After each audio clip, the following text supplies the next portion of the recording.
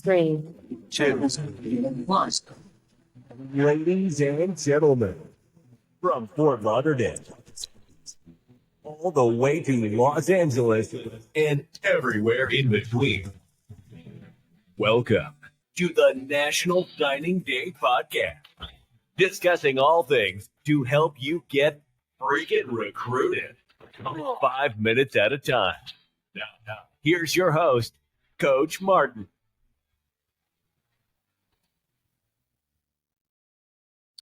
Hey, everybody. Happy New Year. Welcome to the National Signing Day Podcast. I'm your host, Coach Martin, and we got something special today. So we got Matt Rogers from Significant Recruiting live today. So Matt, hey, say hi. What's going on? Hi, Martin. Happy New Year. Thanks for having me on today. Yeah, we're super excited. Happy New Year to you as well. And this is probably the first podcast of the year, everybody. We know how New Year's is, right? We all jump into New Year's. We have a gazillion goals and we have some dreams. And, usually what happens is February 1 comes and it's all out the window. So, just kind of pay attention. You're going to learn some great stuff today. And one thing I'm going to encourage you is, see it through. No matter what you're doing, I don't care if it's recruiting, whatever, going to the gym, whatever you're doing, just see it through. But Matt, I'm excited, man. I'm excited to have you on, excited to learn more about you and what you do. So, let's start, Matt. Why don't you tell us a little about yourself?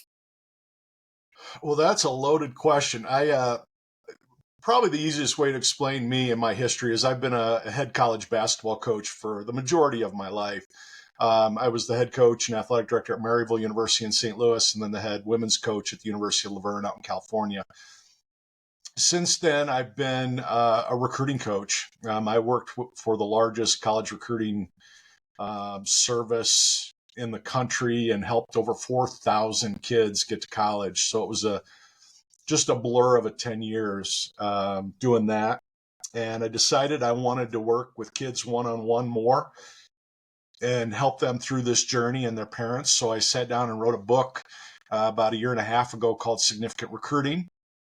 And I've been working with individual kids and families ever since, and just having a blast teaching kids how to be okay with themselves and learning to be the best version of themselves, and then feeling confident presenting themselves to college coaches that fit their needs.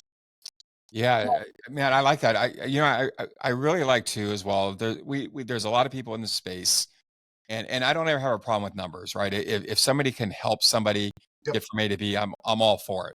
Now, with that being said, it's a little bit different with you because you not only do that, but you're one where you've been on the other side. So you've been on the side where athletes have been trying to get recruited to go to college that you've been a coach at. So that's super interesting. Yeah, it's an advantage for me, but I find myself talking parents and students down from the limb. They want to go, okay, how do we get in front of these coaches? What camps do we go to? I go, well, let's figure out who you are first. Before we start talking to coaches, let's find out how far away from home you want to go. Let's find out what you want to do after college. Let's find out where you want to live after college. Let's figure out who you are as a young person, who you want to be as an adult. Once we figure that out, which we can do pretty quickly, now we have a better idea what schools out there fit you. And once we get through that, families and student athletes, they start to settle down. And they go, oh, this makes a lot more sense. I should be starting with me, not the coaches, not schools, not a division. I have to start with me. And then we can start pinpointing colleges and universities that have everything they want. So when we go after a school, I want that student athlete to be the CEO. I want them to understand they're recruiting that coach just as much as they want that coach to recruit them. And then we have a lot of fun. And my kids end up having lots of offers because they've done it right. They haven't just thrown it against the wall and hoped something stuck. Yeah, that's super interesting. So and really it's gold. So when you really think about it, I know a lot of times we just want to jump in and how to do A, B, C, and D and E, but it first starts with what you just said. So what I heard was you like to put people in position to be successful, right? Because think about, as an example, let's say if I have a kid in Palm Springs and he decides to go to Wyoming and it may get 40 below there. What is that? I mean, is that going to really last? You know what I mean? He probably has never been in weather that was below, 50 degrees. Yep. So, it's really valuable what you said, because a lot of times I don't think people really think about that. And it plays a big part into, right. Not only where you're going, but maybe I need to refine some schools based off A, B, and C. So Yeah. I like that. I like it. So tell me, tell us a little about your business. Tell us about significant recruiting. Tell us a little about that. Well, I was working at St. Louis University. I was running the dorms for Charlie Spoonhour almost 30 years ago, when Charlie was still there and still alive. And God bless him. Charlie was great. So there was a speaker at SLU, and the first words out of her mouth were, "I want you all to replace the word success with the word significance." And she went on to explain that, anybody can walk into a gym and throw up a ball and make a basket. I mean, you might have bad vision. You might have one arm and you can make a basket. And for her, she said, I want students to start really thinking about their journey and owning that journey, and figuring out, how do I be the best version of myself so I can walk in that gym and I know how to make a basket when somebody's guarding me, when there's 3,000 fans in the stands, when there's 3 seconds on the clock. And it changed my whole philosophy on teaching. So the book is about really putting kids in control of their recruitment, really learning about, what is my commitment to start with? Am I committed to this journey? Am I committed to practicing and lifting and eating right and sleeping right and getting good grades? Am I committed to that 12 months out of the year? Because if you're not going to make it. You're not going to be successful or significant at the college level. So my business is really about helping these kids understand who they are, and finding out, what is your value? What is your commitment level? And if all those things are there, we can have a lot of fun, because coaches are going to want to talk to somebody that's committed. Coaches are going to want to talk to somebody that really understands their value and is committed to that value. So when families come to me, we have a great conversation about their reality. I'm not the guy that's going to say, hey, you're a Division I kid, if you're not. Even if you are a Division I kid, I'm going to say, let's look at all the divisions right now. You may end up at Division I, but you might find that your playing time is going to be better at the Division II level. You might find you're going to get a better education at the D3 level. So I want them to really understand their options instead of just going for a goal. Yeah, I like that. So Matt, was there a moment, or like a aha moment in time, where that literally like prompted you, to write your book, to kind of go down this path? Yeah, I was doing the corporate recruiting side, and I just wasn't enjoying it, because I was meeting with so many kids every week, and I was helping them, but I was giving them a crash course in recruiting instead of really helping them figure out who they are. And a friend of mine called me, and she took over this Fortune 500. She was the chief human resource officer, and she wanted me to come in and take over their corporate recruiting and hire pilots and engineers and things like that. So I did that for a while. And I very quickly realized that if I'm not working and coaching and teaching students, I'm just not happy. So for me, I left that job, and the next day I hired a book coach, and my book coach said, just sit down and write. And for the next 12 days, I downloaded my brain. I had my 12 chapters that I wanted to write, the 12 parts of recruiting. And I wrote almost 4,000 words a day for 12 days. And I really, everything that was in my brain that I knew about recruiting as a coach, as a scout, I just dumped it out of my head onto the page. And within less than 2 weeks, I had 50,000 words and a clear path on how I wanted to teach kids about recruiting and teach parents about recruiting. Yeah, that's pretty neat. So Yeah. you downloaded it all. So Yeah. that was pretty cool.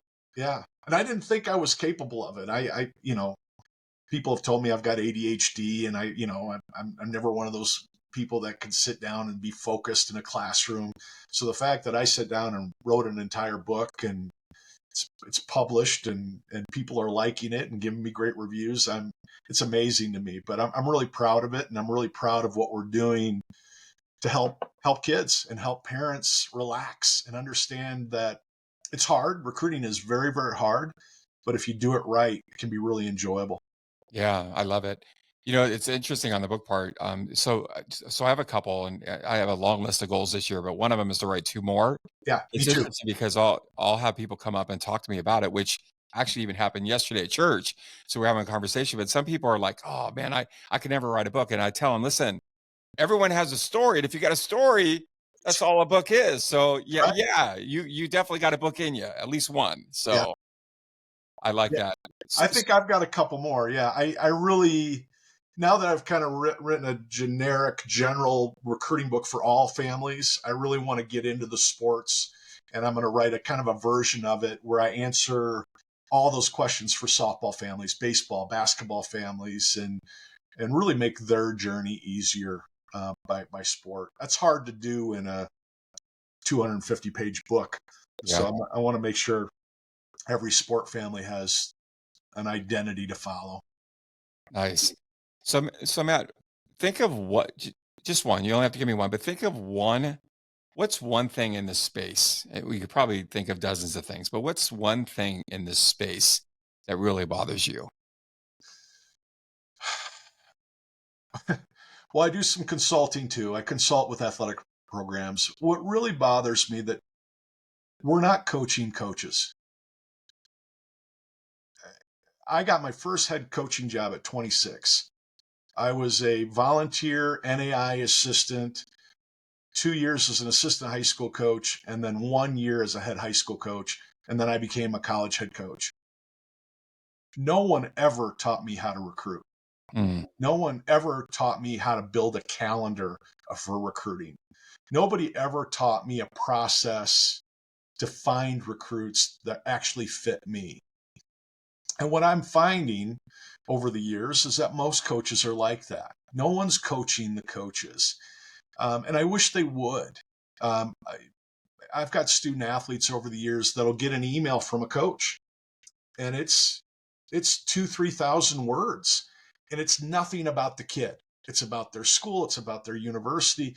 So I wish coaches would take the time to understand, hey, these kids just want your attention.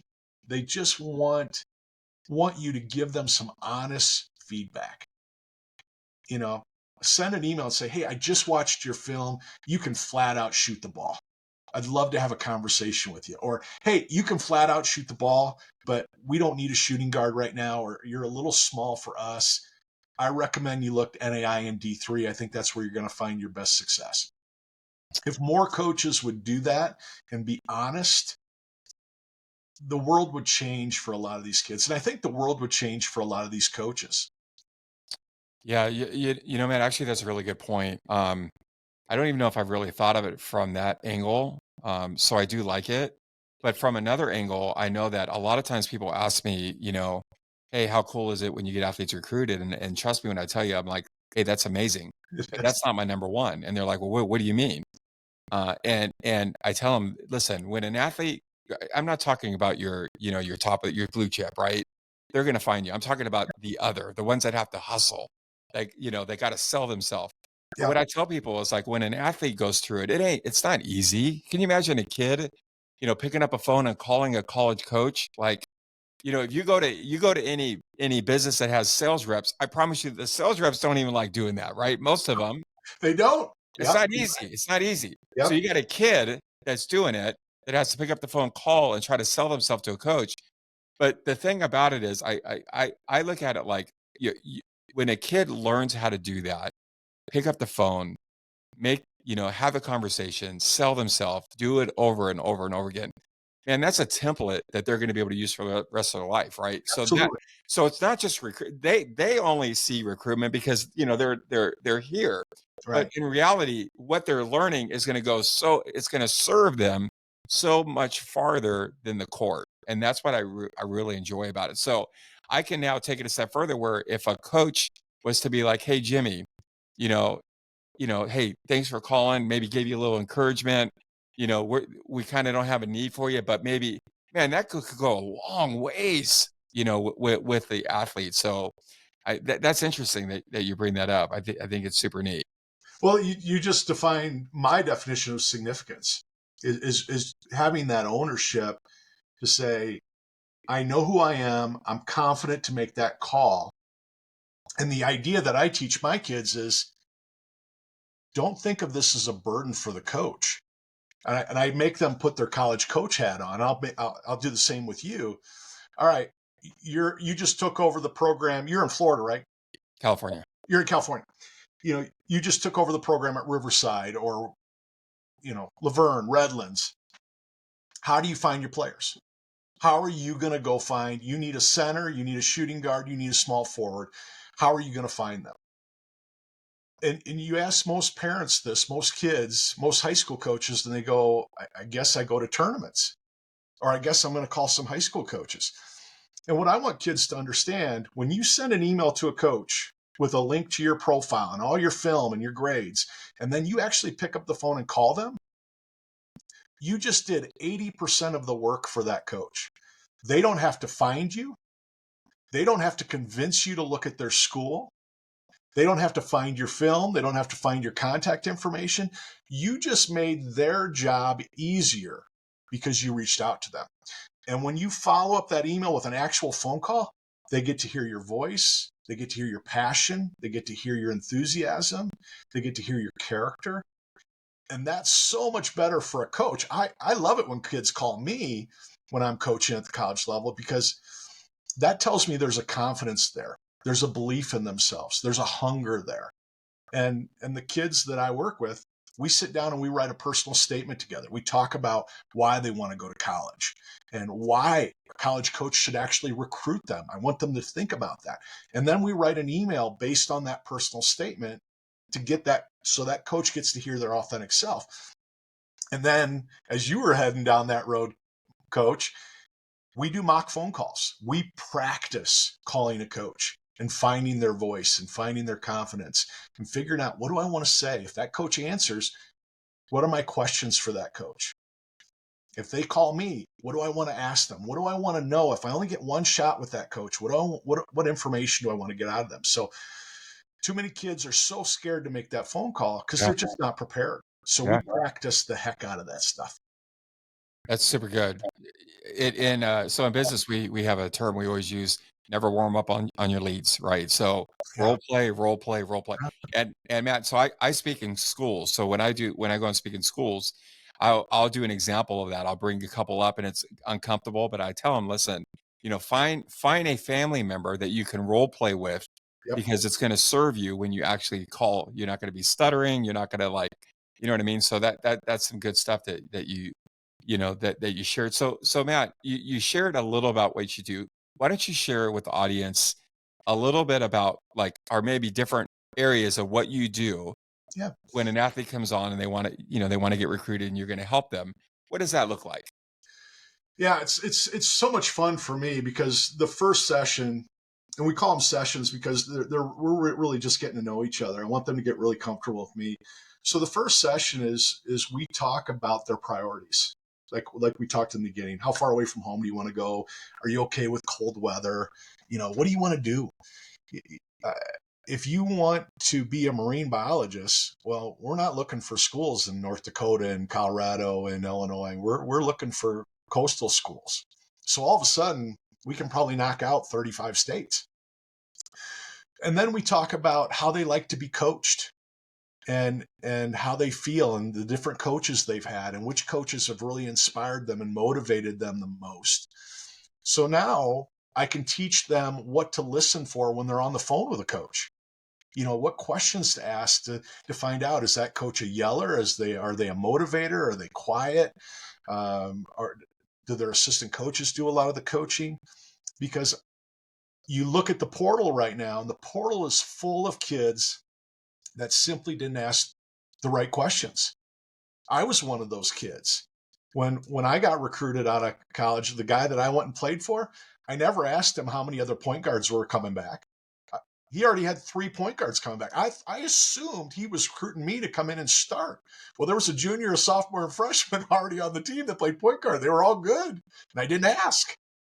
So I was the 14th man on varsity my freshman year, and I think I played 12 minutes because I didn't ask the right questions. So, and then from there, we do a 6-week, we meet once a week for about 30 to 45 minutes. And those 6 weeks, we do their priorities, we write their personal statement, we build their online profile, we write their emails, we email their first 5 coaches. We do mock phone calls. We call those 5 coaches we emailed the week before, and I do it with them, and it kind of hold their hand and make sure they're comfortable doing all that. And then by the time we get to week 6, I take all their film, and as a college coach, I actually break down their film and do a full scouting report on them. And I'm really honest about what their strengths, what their weaknesses are, what they need to work on. So by the time we get to week 6, we've already talked to 5 coaches. We've emailed and called them.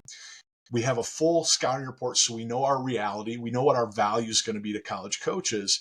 And then every month, we do a Zoom session. And then in between that, they call me, they email me. I get texts every day and say, hey, coach, the coach at Florida Tech just emailed me. What do I say? And I'll text them back and say, send them this. But if you want to talk about it or get on a Zoom, let's do that first.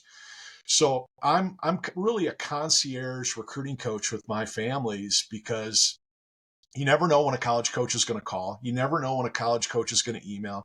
You never know when a college coach is going to drop by your game at your tournament. So families are calling and texting me all the time saying, hey, Matt, I need some help with this. And I'm there to guide them through every step. And then those are fun months where we're reaching out to coaches, we're figuring things out. And then I take them through the visit process. I take them through the financial aid process. I help them maximize their scholarship. I help them maximize their financial aid. And by the time we're done, we do pros and cons with all the schools that have offered them, and we figure out what's right for you. And we accept an offer, and I take them through all the way through college. I'm with them as a friend and a mentor whenever they need me. I probably hear from my kids that are in college right now playing more than I hear from my kids I'm still trying to get recruited, because they're dealing with just as much stuff as first-time college athletes.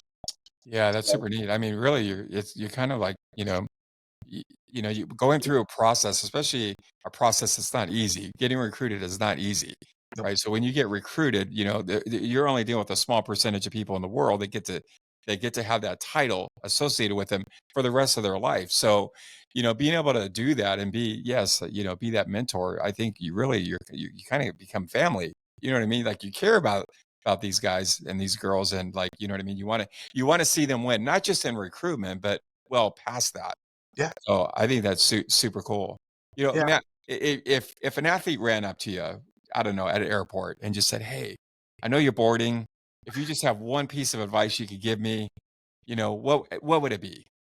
What would that be?"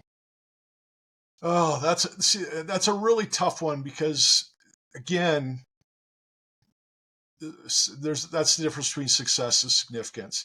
If I was just going to give them one piece of advice, I'd say write down in a notebook, I just decided to ... And I want you to finish that sentence. What are you going to decide to do? You kind of mentioned this early on about January 1st and New Year's resolutions. I want every kid to have that answer. I just decided to what? Don't just say I want to play Division I or I want to play at Stanford. I just decided I'm going to get my grades to an AB level. I'm going to email and call a new coach that I'm interested in every week. I'm going to get to bed before 11 o'clock every night. Make a list of those things that you're going to decide to do. Keep them simple. Keep them doable. I mean, don't put down, I'm going to build a house. Okay. Put, I just decided to do what? And I think if you do that, then you have a strategy, of a plan. You have something that you can commit to. And I think that's a great place to start. And all my kids have a recruiting journal, and I highly recommend that as well. Yeah, that's good. Now, let me ask you a question. And I know we're going to kind of talk about this at the very end, but do you actually have a recruiting journal that somebody can purchase? It's a great question. I'm working on it right now. Okay. So I'm hoping by next Christmas you'll be able to buy my recruiting journal with the book, and yeah, that it's something I'm very passionate about, because my journal is going to have pages for each coach you talk to, so you can put your feelings down. How did I feel about talking to this coach? What did they say to me?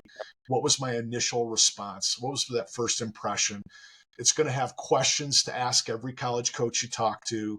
It's going to have a calendar of what you need to be doing and when, depending on what your age is. And more importantly, I just want kids to be able to be kind of their own mechanic. I'm having a bad day. I've called 3 coaches. I haven't gotten a response back. Okay, what am I going to do about that? What can I do differently?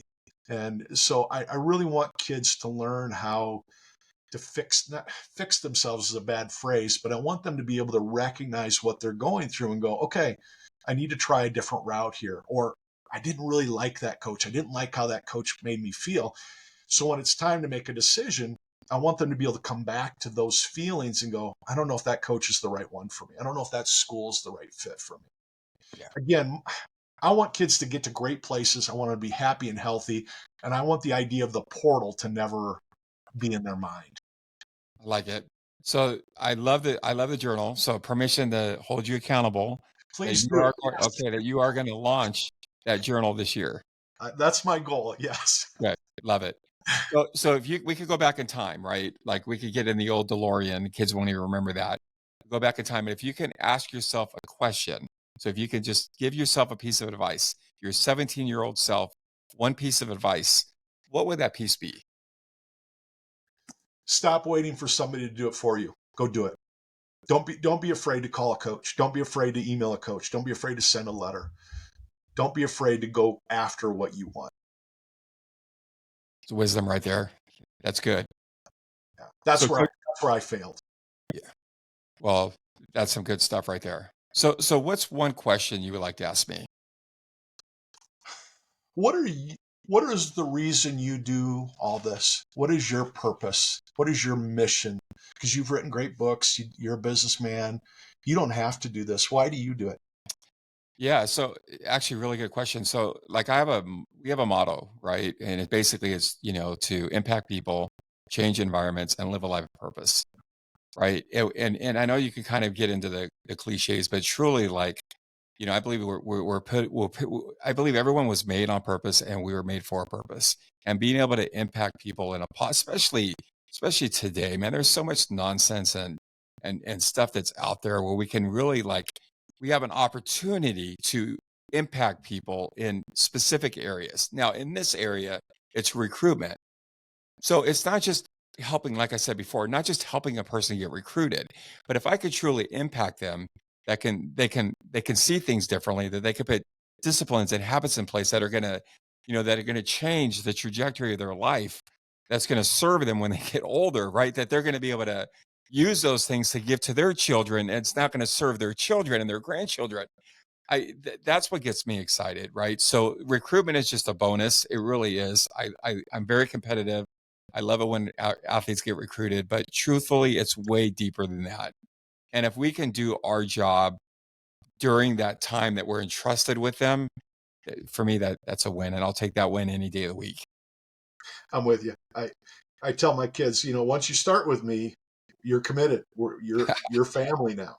So whatever we do, you're always family. 30 years from, you're 30 years old and you're getting a new job, you're having a baby, you're getting married. I want to know about it. I want to know about what's going on in your life. So that's what I want my business to feel like. And I don't want it to feel like a business. I want it to feel like I'm Yeah. growing my family every day. So I love your perspective and love what you do it. Thanks, Coach. That's amazing. So we're going to end it this way, Coach. We're going to, why don't you share with the audience, where can they learn more about you? Where can they find you? Where can they find all your stuff? Yeah. Well, it's an easy website. It's coachmattrogers.com, and there's no D in Rogers. That guy for the Jets spells it wrong. So it's coachmattrogers.com. And probably the best way to dive in to me and learning about me is my podcast. I I host the Significant Coaching Podcast. I have a different college coach on every week. And I work really hard to have coaches from junior college all the way through Division I, and I work really hard to have coaches in all the different sports. So you can find 51 interviews right now with probably a coach in your sport at just about every level. And I also write a blog every week for families and coaches, and we just launched my launch pad. So any family that doesn't feel comfortable wanting to work with me and they just want a cheaper alternative, my launch pad is a series of 12 classes where I teach families all these steps I've been talking about. And they can, and I basically, I'm on screen coaching them through how to do their recruitment. And they can go back and watch the films over and over again, and they can email me with questions. And so I really enjoy that. So all that's at coachmattrogers.com. That's good. So Coach, you mind if this week we just throw your link up on our website as well so people can go there and find it? I'd be honored. Thank you. Okay. I appreciate that. Yeah, for sure. So any audience that's listening, we'll definitely have that. We'll throw it up there. You'll be able to see it on our homepage. You'll be able to click it and go right over to his Coach Matt's stuff as well. So listen, thank you so much for coming on the show. You brought gold. I'm going to encourage everyone to not only listen to it, but listen to it again and share it. If you're a parent and you're listening to it, I guarantee you have other parents that have kids that are starting to go through the process.